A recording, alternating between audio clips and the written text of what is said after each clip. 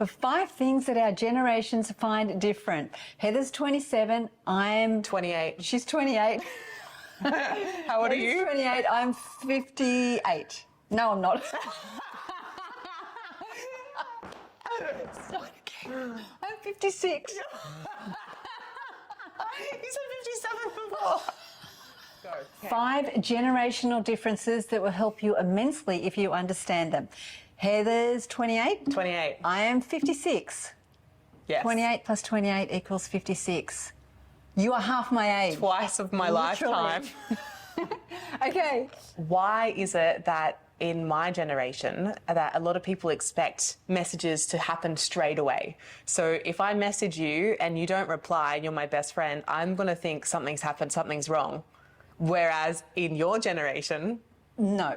In my generation, because in my generation, if we wanted to call our friend after school, we'd have to sit on the phone with mum listening and all the family running around because it was attached to the wall and have our conversation. So when we weren't used to having this instant conversation all the time. What about this question? Like, how do you message your friends? I feel like this will be really interesting.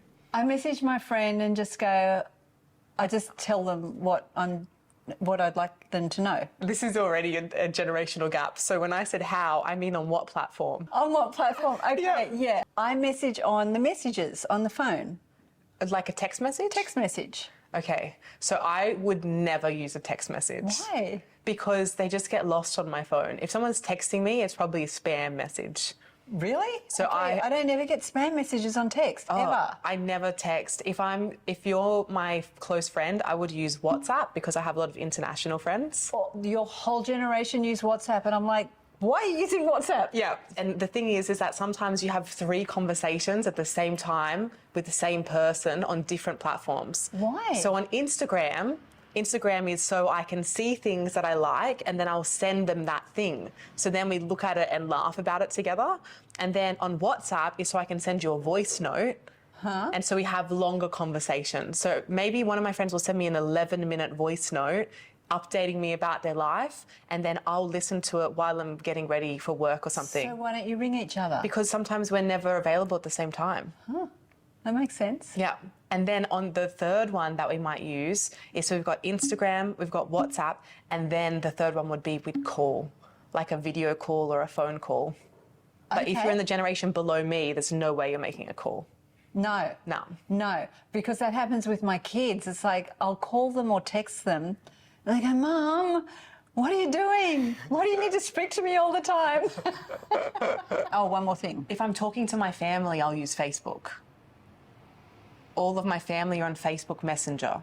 So we have like a big family group chat. Like if I want to see what's happening with my parents who are early 60s, then I would go and look at Facebook because they're going to update their Facebook with their trip pictures and everything. Oh, okay. But they're never going to send me a message on WhatsApp, and they're never going to send me a message on Instagram. It's only on Facebook or calling. Yeah, well, that makes sense. Do you message and phone call, or do you do all of this? Let me know. Tell us, we really want to know. Tell us. Number 2. Okay, I don't know about you. When Zach, because Zach's the only one of my kids who's dating, right? And he can be with somebody for ages, but he says that they're not going out. Oh. I find that so strange. What does he say that they're doing? He said, we're just friends.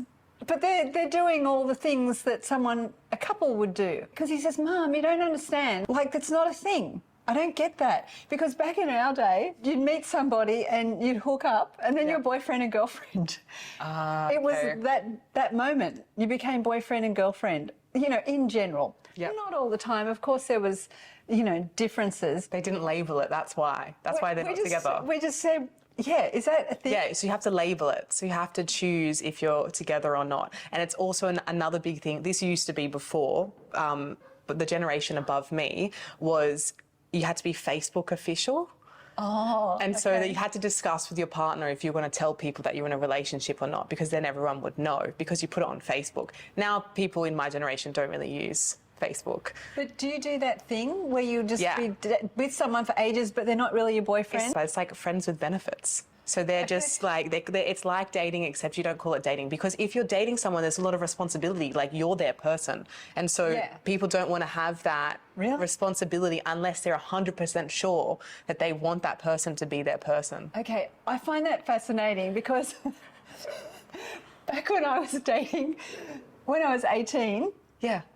you just had that one person. They were your person. Like you were dating. But how do you know if you don't want them to be your person? Well, then you'd break up, but you were boyfriend and girlfriend until you broke up. Yeah. Do you get this? It does make more sense. Does this make sense to anyone who's But then what if you want to date more people at the same time? Well, I don't think we really did that. Did we? I didn't. Did you? Let me know. Tell us. Because Tell often us. you date like a couple of people at the same time because you want to go. It's like when you're looking for a house, you look at a few houses at the same time before you buy it. Is that new or is that me? Maybe I'm old-fashioned. Let's find out. Number 3.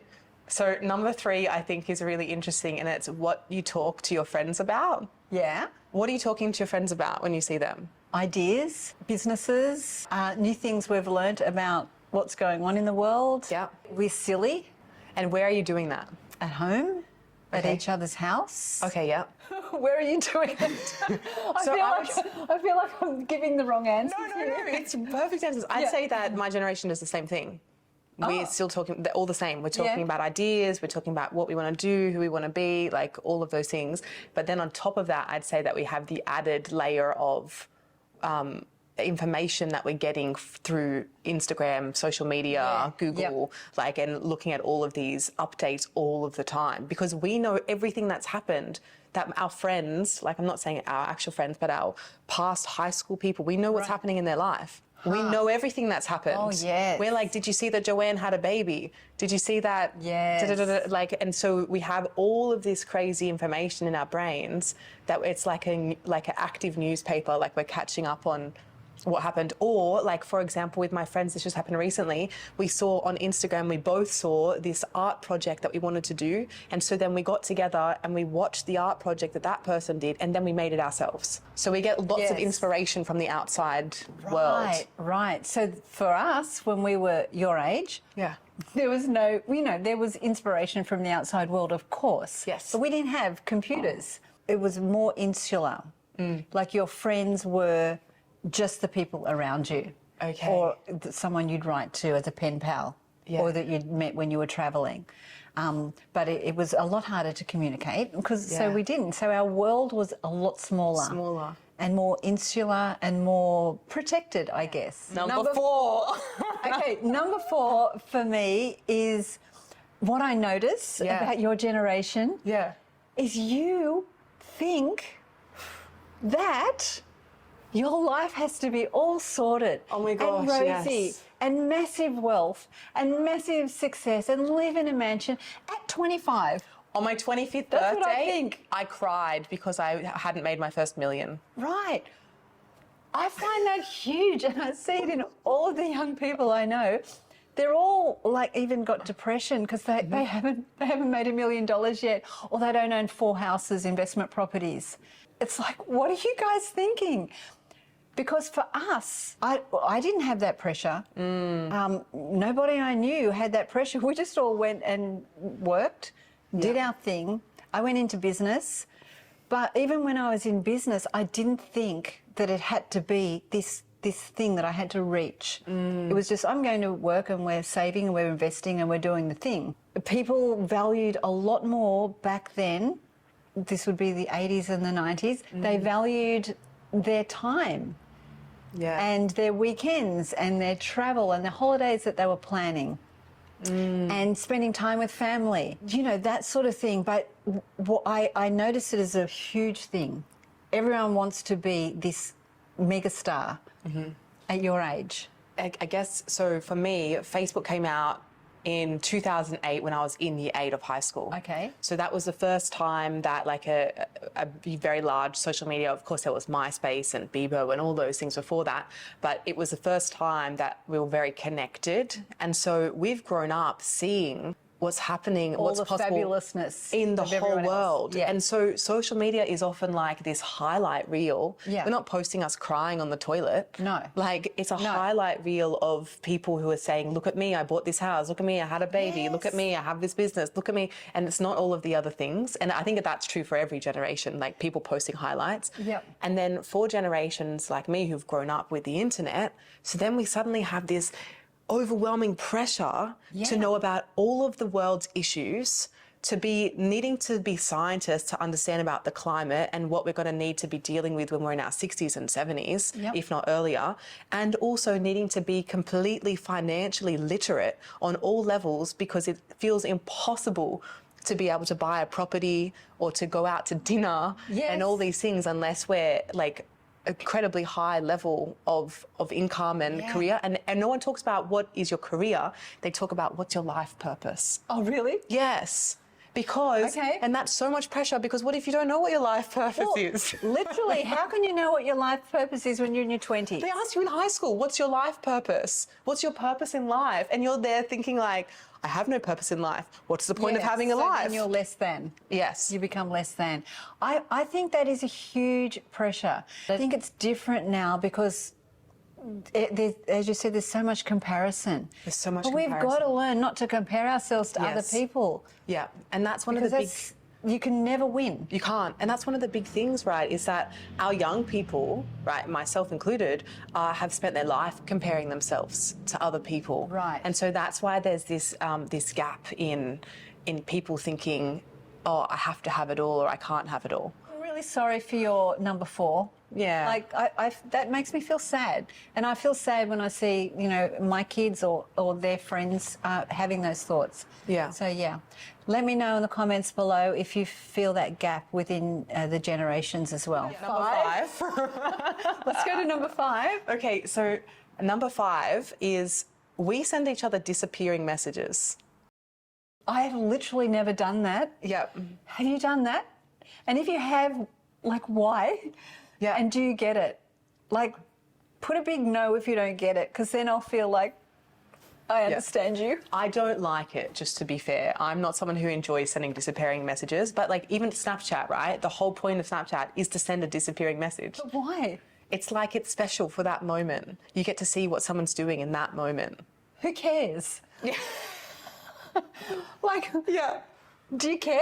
Not really. No, I don't really use Snapchat. I think that's maybe the generational thing. I think your generation, with respect, thinks everybody's really excited about every single thing that you're doing. We do think that. And people are. Like, they comment on it to us. So, like, I have had people reach out to me before and say, I haven't seen you post on your Instagram story for a while. Are you okay?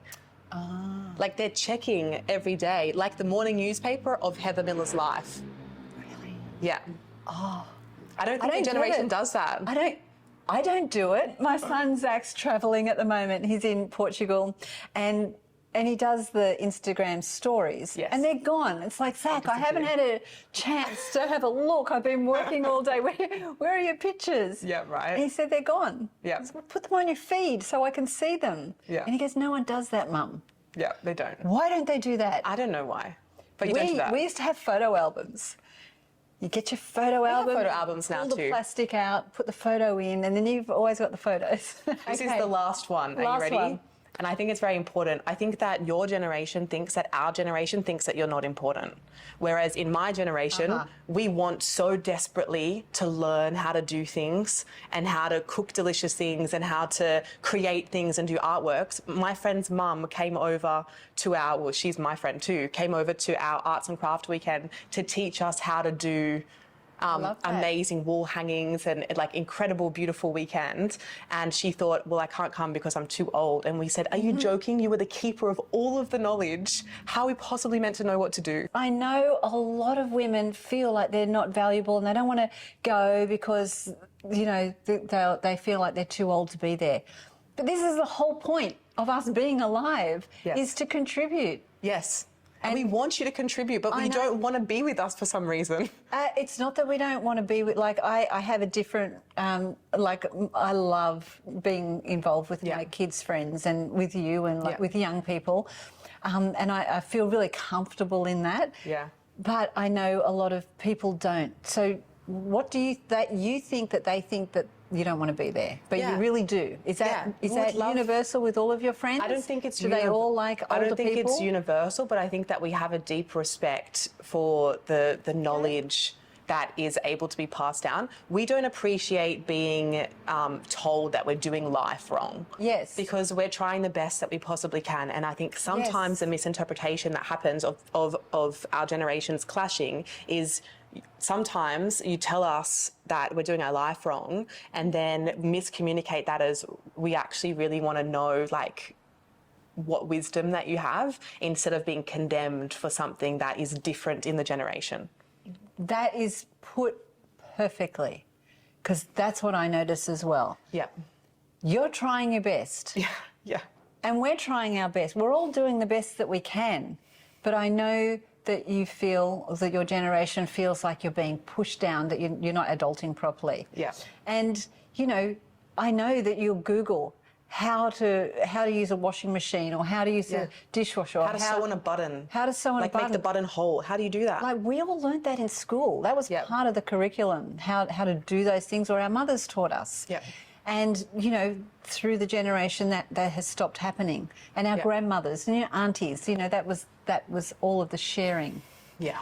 Let us know if you enjoyed this kind of a chat between the generations. And if you did, I'd love to know if you feel like me, or feel like Heather, or feel a little bit in between. And remember, these are generalizations. They're just generalizations, not for everything. Yeah. Thank you so much for being with us here today, and have a beautiful day. Bye.